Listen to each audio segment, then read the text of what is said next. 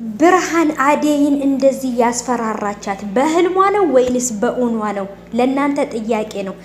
እዚህ ጋር ደግሞ እውነት ፍቅር የደነገጠችው ድንጋጤ ምክንያቱም የብሩን ሀብል ለነሱ ስጡት ብሎ ስለሰጣቸው ማለት ነው።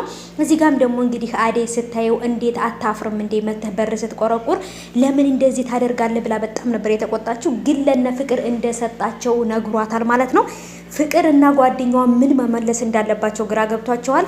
አደይም ጃኬቱን ውጭ ላይ ለተቸገረች ልጅ ሰጥታዋለች። ያን ሀብል ማን ነው የሚያገኘው? በጣም ግራ የሚያጋባ ነው። ሰላም ሰላም፣ ውድ የተከበራችሁ የቻናሌ ተከታታዮች እንዴት ናችሁ? ከኔ ጋር ሁሉ ሰላም ነው። ሰላማችሁ ይብዛልኝ ባላችሁበት ውድ ቤተሰቦቼ። ለቻናሌ አዲስ ከሆናችሁ ሰብስክራይብ እያደረጋችሁ ቤተሰቡ ነው፣ ነባሮች ደግሞ እንኳን በሰላም መጣችሁ ብያለሁ። ዛሬ ትንሽ አወዛጋቢ ነገር፣ በጣም አስደንጋጭ ነገር ተፈጥሯል። እንግዲህ ደስ የሚልም ነገር አለ ማለት ነው።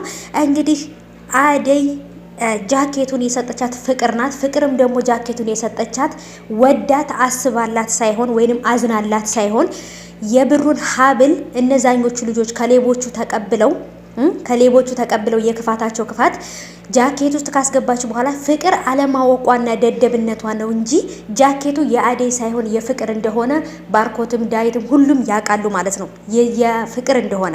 ፍቅር ግን ለአደይ ሰጥቻታለሁ ስላለች ያንን አሳብባ ጃኬቱን እኔ ሳልሆን አደይ ናት የምትለብሰው፣ ስለዚህ አደይ ናት ይሄን ነገር ያደረገችው ብላ ለማስባል ነበረ። ግን ደግሞ የሚገርመው ነገር ማንም ሰው አይደለም፣ አሁን ላይ ሌላ ሰው ነው ሀብሉ እጅ ያለው ማለት ነው። ሀብሉን በእርግጥ ያችኛቱን ልጅ አላወቅም። በእርግጥ ያችኛዋም ልጅ ጃኬቱን ለብሳው ሊሆን ይችላል እንጂ ከውስጥ ላይ ያለውን ነገር ላታየው ትችላለች። ይችም ደግሞ አደይ ውጭ ላይ ያገኘቻት ሰው እያሯሯጣት ያገኘቻት ልጅ ገንዘብም ስራ እስከምታገኝ ብላ የሰጠቻትና ጃኬቱንም ልበሽ ብላ ሰታት ነበረ። ያቺ ልጅ በጣም በሚገርም ሁኔታ ግን ማለት ነው በጣም እየገረመኝና ደስ ያለኝ ነገር የዚህኛው ባለሀብሉም የገባው የፍቅረኛዋ ሀብል ነው። እንደምታውቁት እንግዲህ ልጁ ይችኛይቱ ልጅ የሱ ፍቅረኛ ናት ማለት ነው። ግን ደግሞ አደይም ማን እንደሆነች ይችኝም ልጅ ማን እንደሆነች አታውቅም ማለት ነው።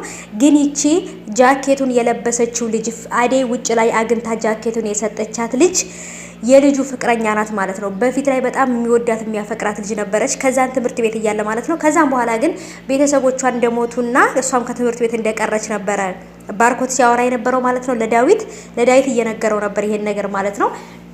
እና በጣም ነበር ደስ ያለኝ፣ ምክንያቱም በዙሪያ ብሎ ይሄ ሀብል ወደ ራሱ ይገባለታል ብዬ አስባለሁ። ምክንያቱም በፊት የሚያፈቅራት ልጅ እጅ ጋር ስለሆነ የገባው ማለት ነው።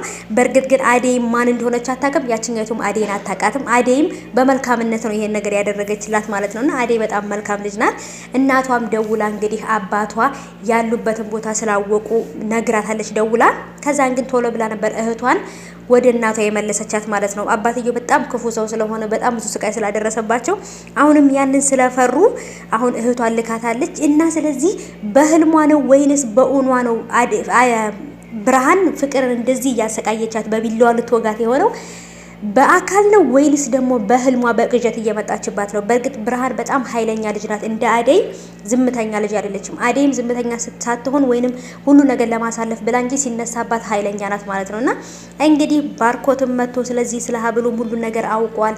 ያንኛውንም ልጅ እንግዲህ አግኝቶት ማለት ነው ለምን እንደዚህ ታደርጋለህ ምናምን ብሎ ይሄ ዳይመንድ የሚባለው ልጅ ውጭ ላይ ያለው ለምን እንደዚህ ታደርጋለህ ሲለው በቃ ፍቅርና እሱ ስለተያዩ ባይን ለፍቅር እልክልሃለሁ ብሎ ነበር ያለው። ፍቅርን ከየት ነው የምታውቃት ብሎ ሲጠይቀው ፍቅር ራሱ በጣም ነው የደነገጠችው።